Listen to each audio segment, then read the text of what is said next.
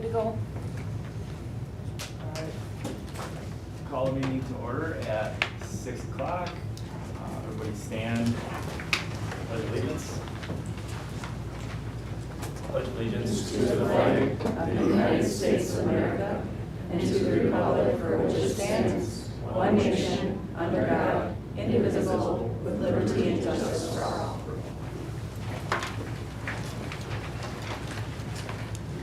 Alright, Rishi, you want to do the roll call? Yep, Steve Digalow. Here. Dean McDonald. Here. Lori Largen. Here. Lacey Oster. Here. Bruce Largen. Here. Danny Erickson.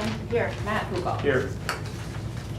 Alright, our district mission, together we engage, educate, and empower all learners, bridging their passions to pathways to create successful futures and positively contribute to our local and global communities. We'll start with approval of the agenda. Anybody want to make a motion there? I'll make a motion to approve the agenda. Is there a second? I'll second that. Discussion? Okay, all those in favor? Aye. Any opposed? All right, motion passes. All right, next item. Public comment, we'll start with Michelle Clintworth. State your name, address, and a reason to speak. My name is Michelle Clintworth. I live at 1135 212th Avenue in Richmond. Reason for speaking is the survey/quiz in the 9th grade history teachers class.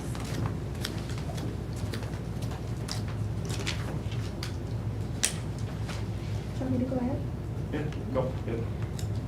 As you were made aware in an email on September 12th, on August 29th, 9th grade history teacher posted in the Google Classroom the following. Take this quiz and find out where you fall in your political beliefs. We will read the questions together in class. The teacher said in class that students usually get their political beliefs from their parents and they need to take the quiz to see where they fall in their beliefs. He then proceeded to have them take the survey from a website, politicalcompass.org. At no point was I given notice about this survey being administered or the option to opt out for my child. After further discussion with my daughter, she told me she had taken the same quiz last year and was required to do so. This survey questions, a couple of them, it's natural for children to keep secrets from their parents. You cannot be moral without being religious. Sex outside of marriage is usually immoral. A same-sex couple in a loving relationship should not be excluded from the possibility of child adoption. Pornography depicting consenting adults should be legal for the adult population. What goes on in the private bedroom between consenting adults is no one's business. There is little that is more frustrating for me as a parent to send my children to public school that speaks about policies at every board meeting, stressing the absolute importance of following policies while being concerned about lawsuits if the school should deviate from any policy on the book, only to find out that the school behaves in what parents don't know won't hurt them fashion by choosing to chronologically seek forgiveness rather than following policies, on forcing children to complete unannounced policy-breaking surveys or quizzes. Do you really need to ask why a large cross-section of parents have very little confidence in the so-called transparency of this rogue policy ignoring administration? District Policy 2016, Student Privacy and Parental Access to Information, explicitly lists survey questions that touch on political affiliations and beliefs, religious beliefs, sexual behavior or attitudes of students or of the parents, as topics that are off limit unless notice is given to the parents with an opt-out option. 15 seconds. Who approved the survey to be included in the curriculum for the last 2 years? Do you understand that this violates the U.S. Department of Education PPRA? Do you realize you are violating pupils' rights and it's illegal? Parents deserve answers. All right. Thanks, Michelle. Next, Jolene Bigelow.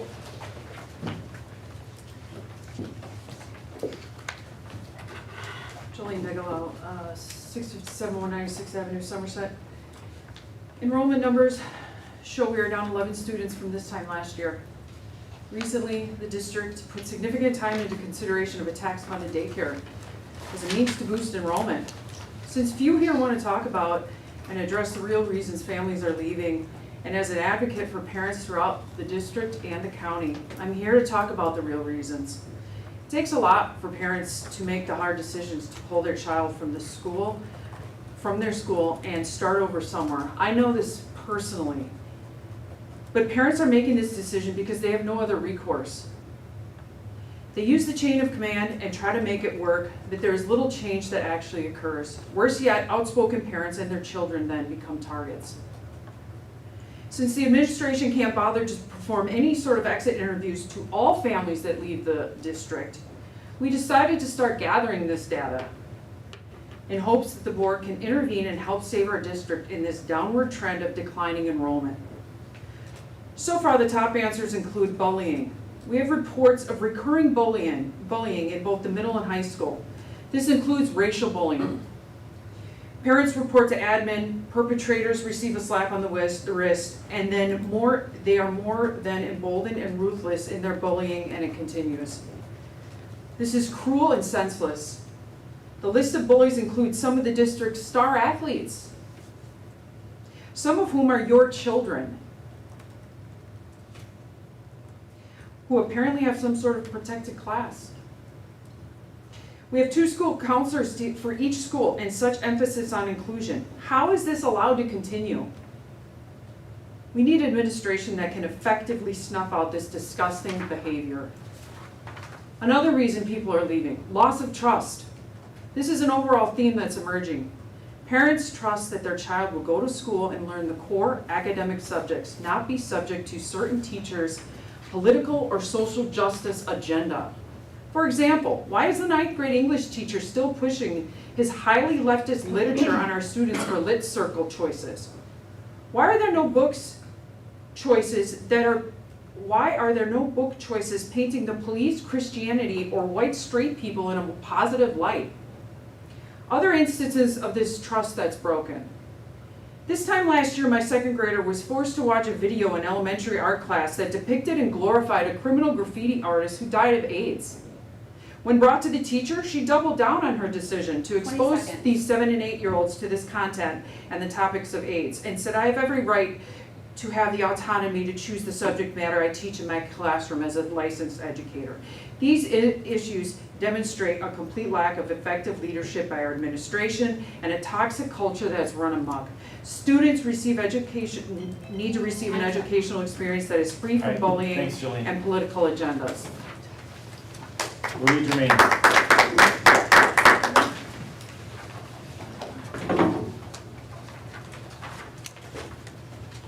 Louis Germain, 2021 State Road 35. After the annual meeting, a couple of former school employees got a hold of me. Said they weren't surprised when Dave walked out of the meeting and then had to come back in to answer questions.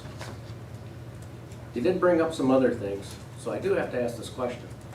Does Dave get to work from home? When Dave and Shannon were promoting Okay. the Fund 80, We can't attack one single person and call one single person out. Okay. Okay. So, this is going to the Fund 80 thing where when Dave and Shannon were promoting Fund 80 for the officer in daycare, the slideshow that they had for the levy for Fund 80 was 0. The fund rate was 0. But your treasurer's report for the annual meeting had around $514,000 in expenses. A negative balance of almost $23,000 for Fund 80. How does that have a rate of 0? There's a numbers game going on with the taxpayers' money. It needs to end before we end up like Milwaukee or Glenwood City Schools. It's time to figure out what needs to be addressed to fix the money problems. How about a full audit? I hope you guys are getting the total bills paid statement every month, because the board bills, when you look at them online, they're a joke.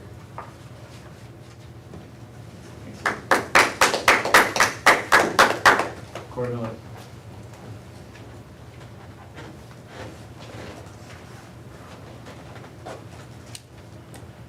Corey Miller, 2008 100th Street, Somerset. 3 kids in the district. Haven't spoke for a while, and I guess my topic would be broken record.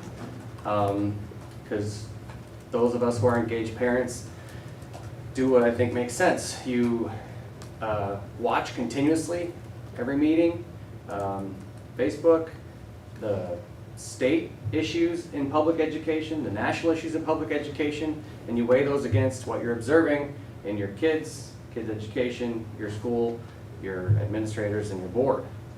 And I'm here because I feel like you guys can be doing way more to heed the things that many of us have been bringing up again and again and again. And I don't know, like, common sense to me says every time that there are good legitimate concerns that get unaddressed, you know that we're not going to forget, right? Like, you hope, maybe some you hope would go away and that you can just ignore issues, but like in a company, it may seem to go away, but it's festering and it's going to come back stronger the next time. And so specifically on seeing these surveys and talking to the parents that have the kids in that age, and you have a kid like right there about to go into those grades, it is ridiculous. You know, and it's every year. And from just a common sense standpoint, all the emails, I chose of all the issues of the general topic of public education being secretly more and more liberally biased and more against or intentionally hiding stuff from parents, especially conservative parents, is how I would frame the overall issue that I just keep seeing nationally and right here in Somerset. We know, public school, you're going to keep getting bombarded with this stuff. We rely on you to be transparent with the parents when it comes up. When surveys like that are going out, you should know that that's a ticking time bomb. Why are we here having to bring it up?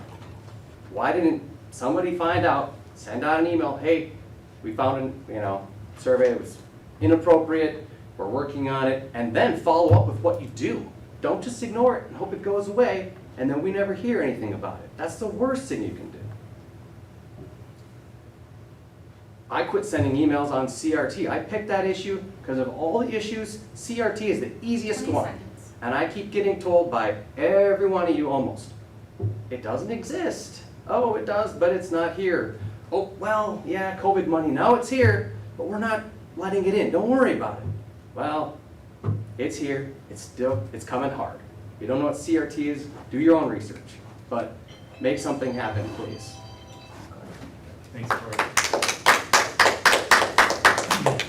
All right, we'll move on the agenda to the superintendent's report. The listening session is first. The summary. Listening session summary. Yep. Yeah, Yep. so, Steve, Lori, and Annie. so listening session had to do with what you just heard about, policy 2416. So there's really no surprises as what was brought up. That was all brought up. I guess I had a question for you, Dr. Donnelly. Did you know about this survey? I know, are we talking about this now? I mean, is this what we're supposed to We are address? talking about it now. I'm asking you a Reporting. question. Well, we're just reporting on what happened during the listening session. That's- The summary of the listening I'm session. happy to address it. I'm not sure Right. this is the appropriate place to do that. So this was supposed to be on the agenda. Bruce, you did not opt to allow this to be on the agenda. Danny did not. None of the other board members did. Correct. Okay? Yep. Well, good. Well, good for you. This is an important subject, obviously. I didn't know anything about it, I So- never signed it. So, I'd never get a reply from any emails. So what's- Matt, is every time I there- send you an email, I don't get a reply. So and that's the way it is with most board members here. Steve, can we have an update from the listening session? Obviously, that the survey was brought up at the listening session. What else was brought up? Dr. Donnelly, you can answer some questions right now, but you don't want to do that. Well, there are open meeting laws, and Sure. if it's not on the agenda, it would be inappropriate to address You know what's items inappropriate? that are not on Steve, the agenda. Steve, please. Go ahead. So, Lori, can you please continue with an update of the listening session? I believe it was covered in the public comment. There was nothing, from my point of view, there was nothing in the listening session that was not covered in the public comment. If Steve or Danny would like to add something, by all means. The problem is, the discussion was about trust. The trust is gone. The reason you've got enrollment going down is parents don't trust. When they drop their kids off at the beginning of the school day and when they pick them up at the end of the day, they don't know what's being taught, and then So- they'll find out later. I guess I would, if we can talk about it, I would, because this specific, I have a student in ninth grade, I specifically asked him, he said this was not required, he did not take it, and he did not discuss it.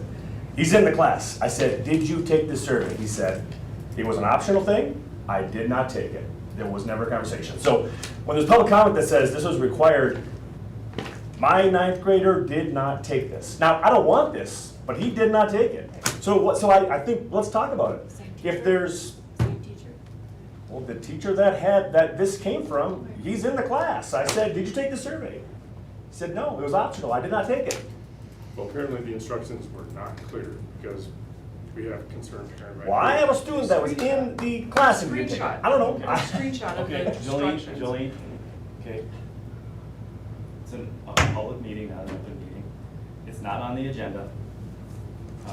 This has been brought up. Our administration is handling this issue, and they will update the board, I think, when the time comes. If there's anything. I mean, if there's something tonight, I'd say, like, let's air it if we can.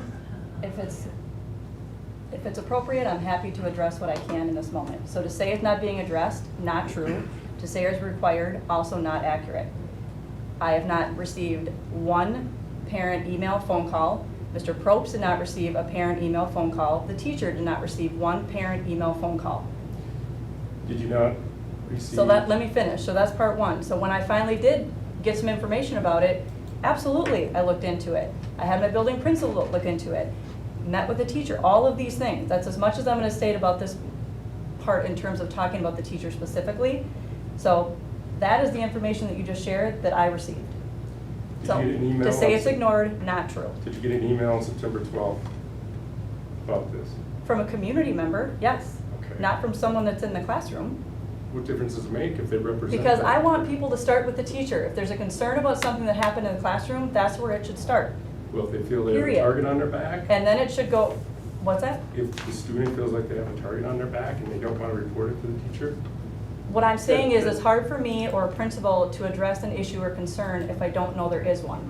Once I received an You were made email that there aware was, let on me September finish. 12th. Once there was an email that I received that there was a concern, absolutely, I started to dig into it. Didn't ignore it, so that narrative needs to stop. It was not You did ignore it ignored. if you didn't respond to the email. Okay, all right, all right. Okay, so you did, So- you ignored the email, correct? I've answered your question. Once I received the issue, I looked into it. Okay. That's what I received. But you didn't So we respond. can keep doing this, but I'm telling you what I did. And I'm telling you, you saying, or anybody saying that it was ignored and the administration has swept it under the rug, that is not accurate. Am I gonna share personnel information with you or anybody else in the public? No, I'm not. But I can tell you it has been and continues to be addressed and looked at. Are you going to send a letter? That's what I out- can tell you. Are you going to send a letter out to parents about this survey? Because I'm sure, I'm not telling you at this point what I'm doing. All I'm right, still in the midst of so- looking into it. So Okay, I hear all you. right. I understand that it's a concern. So I think we've got to recap the listening session. And I think And it'll be further. Okay. There you go. Superintendent's update. So the invoices are attached like normal. If you have questions about that, certainly dig in and let us know. You'll see attached the budget hearing and annual meeting minutes. So these are not something that needs to be formally approved, something that's put on the following meeting after the annual meeting happens for information, and then we continue to put it on our website, obviously, that people can access it. So if there's questions or anything about what's in the minutes, please let us know. I think Alicia, Ian, and I went over it a couple different times, trying to make sure we had all the motions correct. I did fix one error today of someone's last name, but otherwise I think it's good to go. But if you have questions, definitely reach out.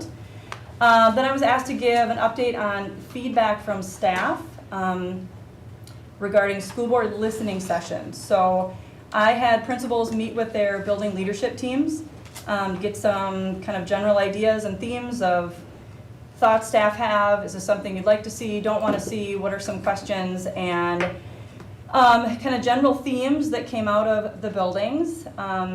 The idea could be valuable, difficult to see right now with current board dynamics. Strong belief in internal systems being used to navigate and address concerns, principals, directors, superintendent. Staff feeling like they have a high level of belief and trust in our administrators. Staff feeling comfortable in following that chain in the event that concerns arise.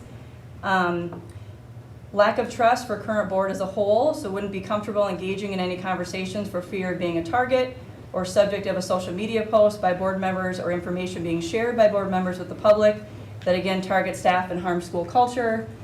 Don't feel supported by the current board as a whole, would like to see some evidence of that before sitting down with some conversations. Feeling like the board currently is not functioning highly together as a team, would like to see evidence of that and them supporting staff before coming into the buildings. And then some additional questions that they had is if some of these things were addressed above and these did end up happening, what would the board do with the information that they gathered? Why wouldn't administrators be able to attend? Is this a role of the board? Would there be a specific topic that's given to staff ahead of time? Or do we come with questions for the board? Would these sessions be open to the public? Would people be able to record them? And how often would these sessions be held? I didn't really get a good sense for what the suggestion would be, but wondering how often people are looking to be able to do that. So that's what I have currently. How many teachers did you survey? I said the building principals met with building leadership teams, and then they brought that information to their teams, brought it back to the table, told the principals shared it with me. Okay, so we're not sure that every teacher was asked about meeting with. I'm telling you what was told to me. Okay.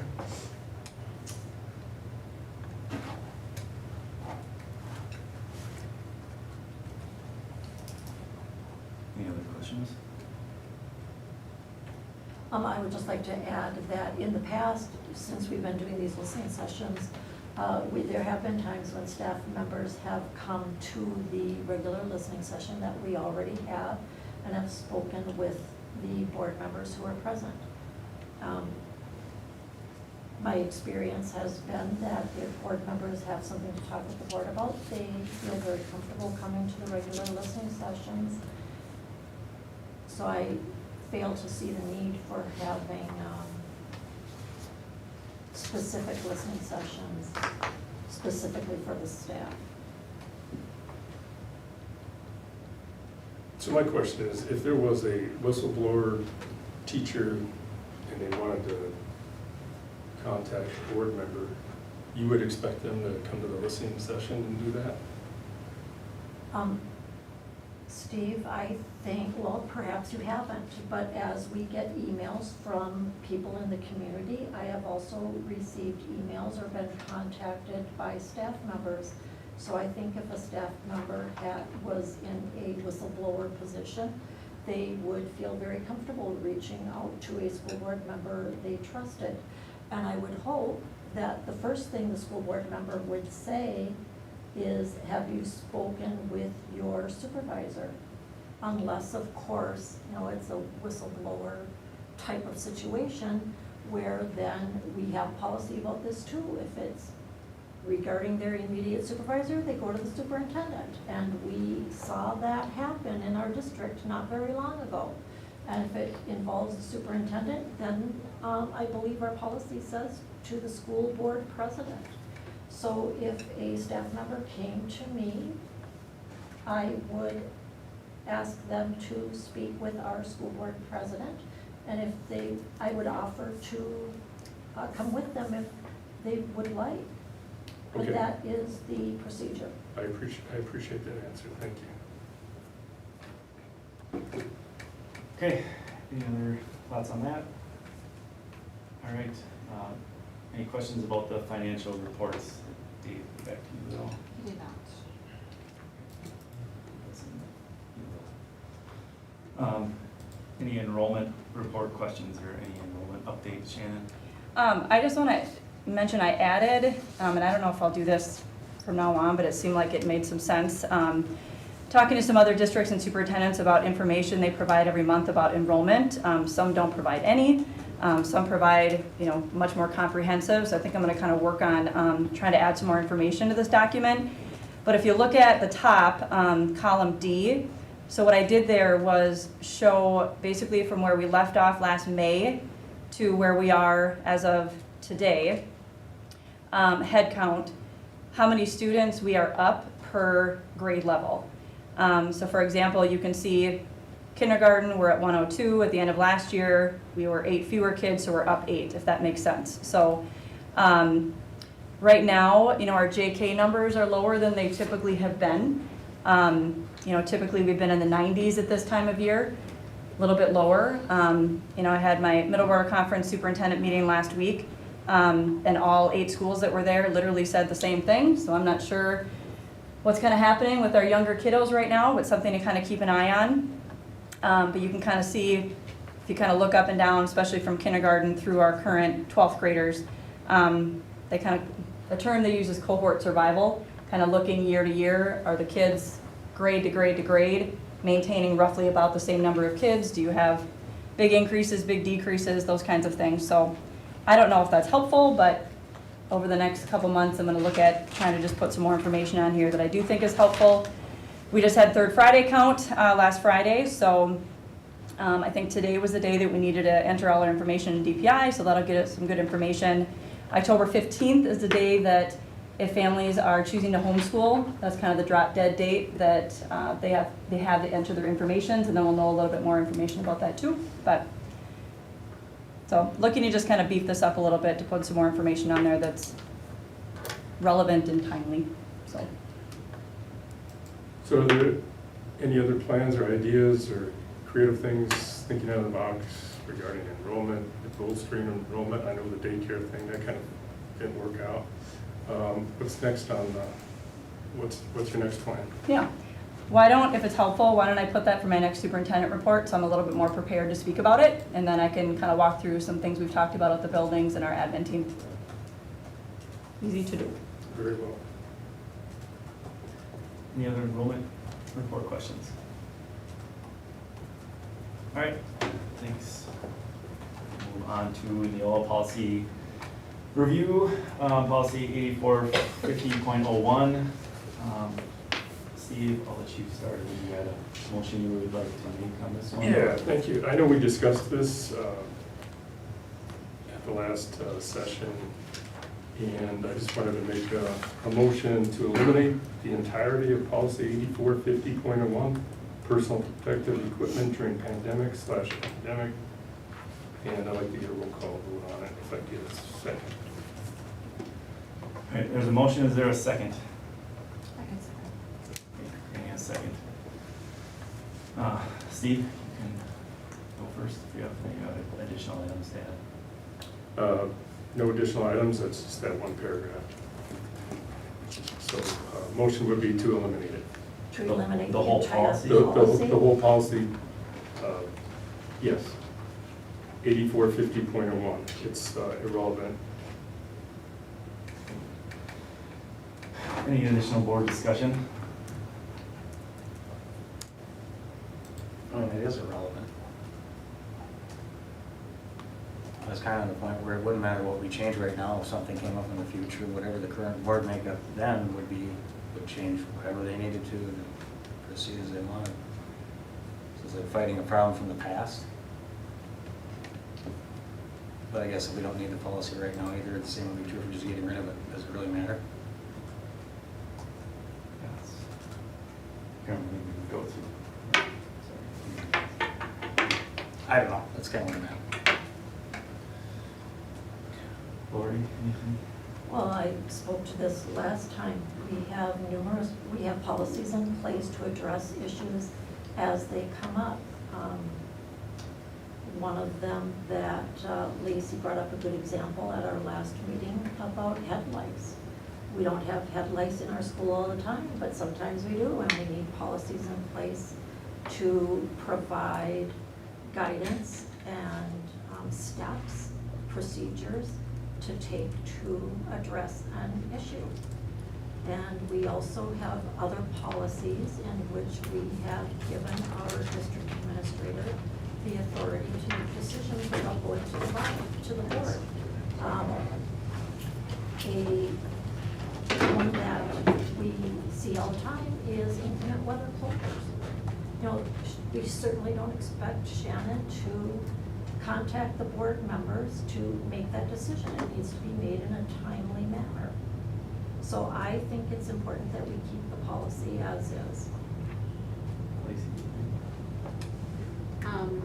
I would have been okay maybe taking out a part, but I'm gonna go with, I mean, I think there's so many of our policies right now that those things aren't necessarily happening. That's kind of why they're in. And I also remember as this policy was changed, watching meetings, because I wasn't on the board at that time, but it got changed from having board decision, make it to superintendent, because that's the way it was at that time. You know, and you had said that, you like moved through it. So I feel like if this is in place and something were to happen, it could be changed if it's applicable at that time. But I see it, I mean, it's, yes, it's not valid now, it really has not relevance, but I could say that, I think, for other. I agree, I mean, I think you leave it, they put their action in place, and then I would have no problem addressing it when this situation came up later. Danny? I'm ready to get rid of it. Yeah. I have nothing to add. Hmm? I have nothing to add that hasn't been said already. All right, again, we'll wait, roll call vote. Danny, I'll start with you. Yours? Yes. Yeah. Yes. Steve? Yes? Ian? Yes. Lori? No, Lacey? No. Myself, no. Okay, I guess we'll move forward with removing this policy from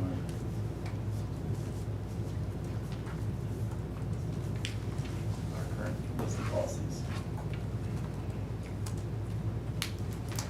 Can I just ask something? So let's say, is there then a policy in place, I'm sorry if this is out of order, is there a policy in place, let's say, for some type of sickness or something? I mean, this is more of the pandemic, but is there, I guess, what would you go to? I just wanted I think it's to be aware. 8450 would cover that. This was pretty specific to COVID. Okay.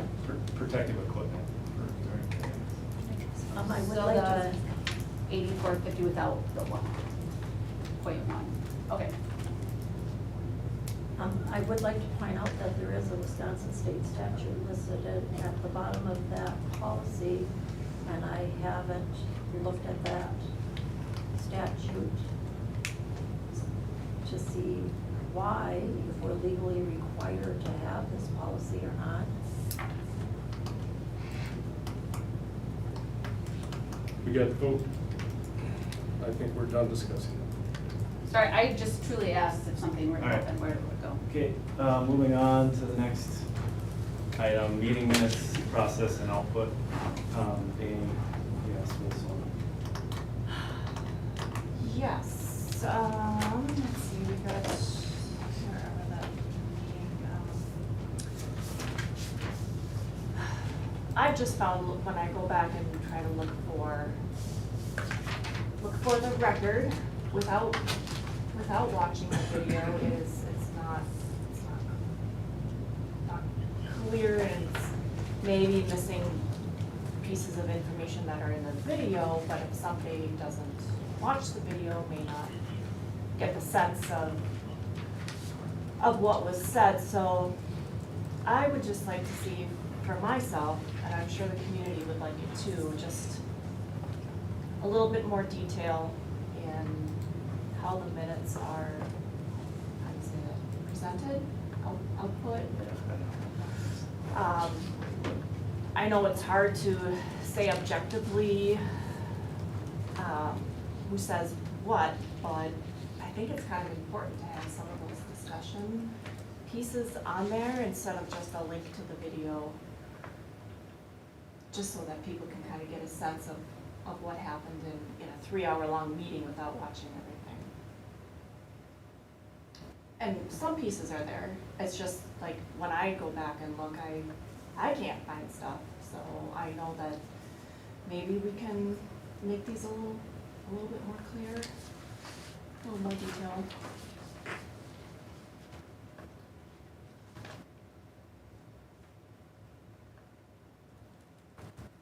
First of all, the links were a great idea. I like the links. Links are good. I see a lot of links to just the whole meeting and not just the pieces. They're at timestamps, aren't they? So if you're looking at a depends on certain how you- discussion, you click on it, it'll start there. Just depends on how you click on it. If you click on it, I'm trying to think if you click on the title, it'll open it from the beginning, or if you click below, and that could be the opposite, but it'll open it right at the timestamp.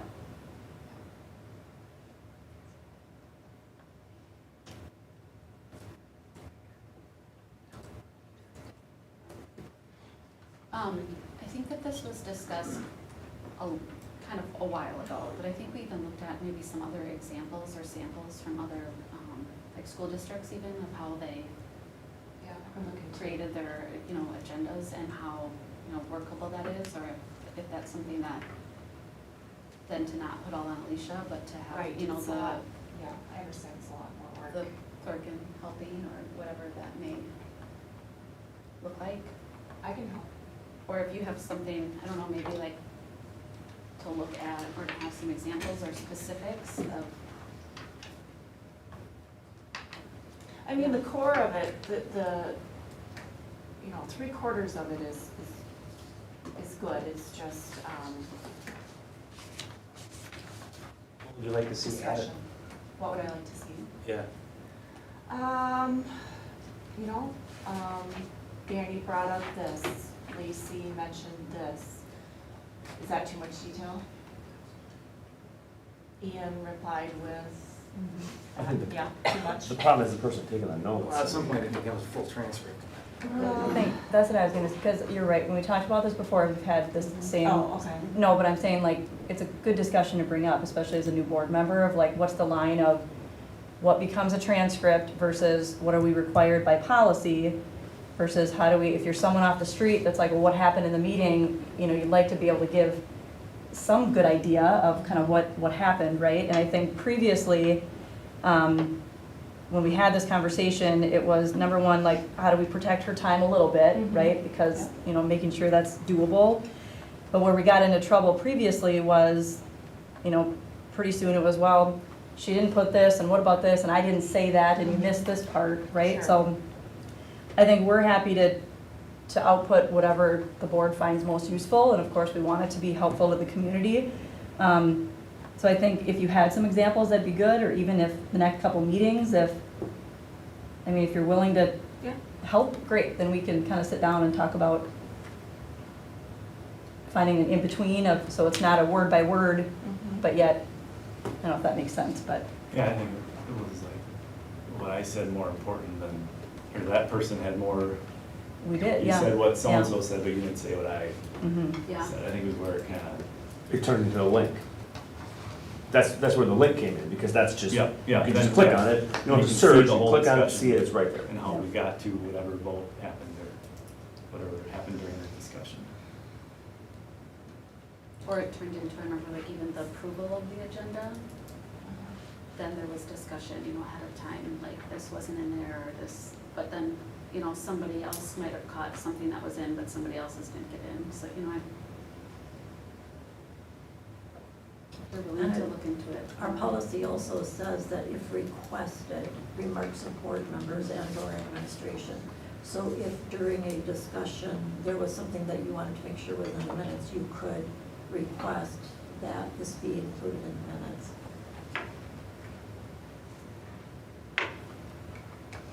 I'll keep researching it. I just, Any other thoughts, comments? Can I just ask for clarification, do we want this one brought back, or at this point? please. So like for the next, what are we, October October work 7th. session? That'd be great.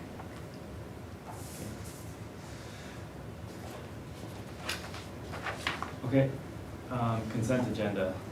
Anybody want to make a motion on any of the items on the consent agenda?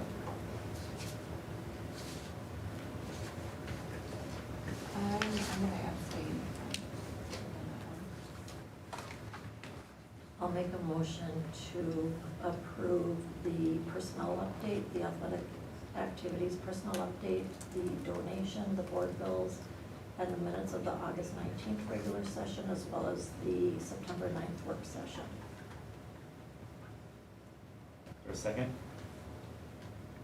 I'll second. All those in favor? Before Or we for vote. discussion, I guess, discussion. Under the personnel update, I was wondering if the option of not filling a vacancy in the business department has been considered. And if the board would like information regarding the number of staff in the business department of districts of comparable size to ours.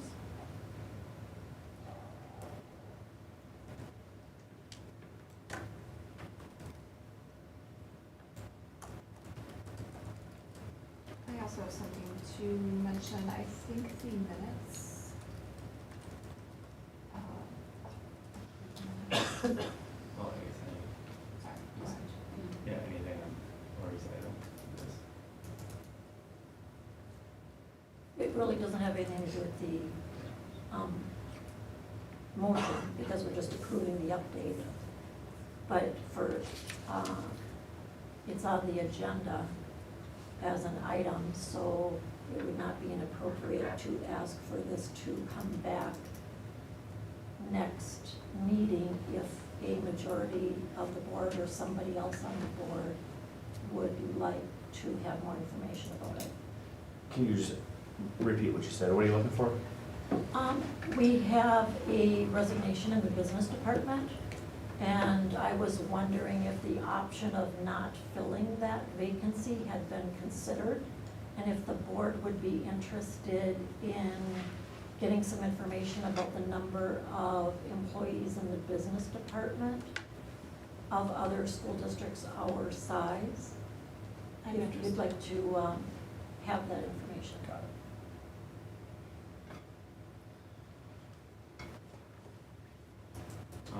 Annie says she's interested, we'll put something on the next agenda. Yeah. Lori, can you email me just all of that? Sure. I have it. What, Matt, did you have, or Danny, you had something? Yeah, the minutes of, is it 8/19? I think they have the wrong date. July 22nd? Oh, on the top. Yep. And they have it. Should be August 19th. Make that up, Alicia. Yes.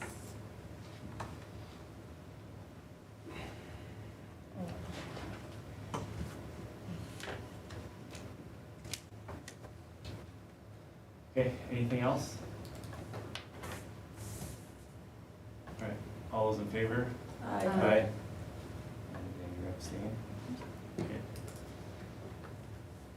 All right, general information. We'll have a meeting on October 7th for our work session, and October 21st, be a regular session with a listening session 30 minutes prior. Steve, I'll start you, district celebrations. All right. I'd like to say it's time to celebrate parents and teachers. Regarding parents, they need to be treated respectfully. The administrator has a duty to fully investigate concerns and answer those concerns in a timely manner. Our children need to be protected from psychological and physical. They need to be safe in those two regards. Parents, if you feel like your concerns are not being addressed, you can always email me, contact me. Teachers, the same for you. You are protected as whistleblowers. If there's anything that you feel uncomfortable with about, forced to do anything against your religious beliefs or anything else that would fall under whistleblower protection, you can contact me. Ian? Or anything else, Steve? That's it. Ian? No. We have a Red Cross blood drive at the high school on Thursday, so if you are available to donate blood on Thursday, there's an opportunity. And please continue to support scholarships for our Somerset graduating seniors. by purchasing 50/50 tickets at our home games. Thank you. Lori, can I attach with that, the memorial with the scholarships, the burger event, On October 16th. October 16th at Bristol Ridge to support that as well? That's all. Yeah, thanks to McCallie for their tree removal service that they donated, incredible amount. Really thank you for that. I got nothing. All right, is there a motion to move into closed session pursuant to Wisconsin statute 1985(1)B, consider strategy for crime detection or prevention on school or on district property? So moved. Is there a second? Second. Okay, I'll do a roll call vote. Steve? Yes. Ian? Yes. Lori? Yes. Lacey? Yes. Bruce? Yes. Danny? Yes. Matt? Yes. All right, we'll move into closed session at 6:40, or adjourn into closed session at 6:46. Thank you, everybody.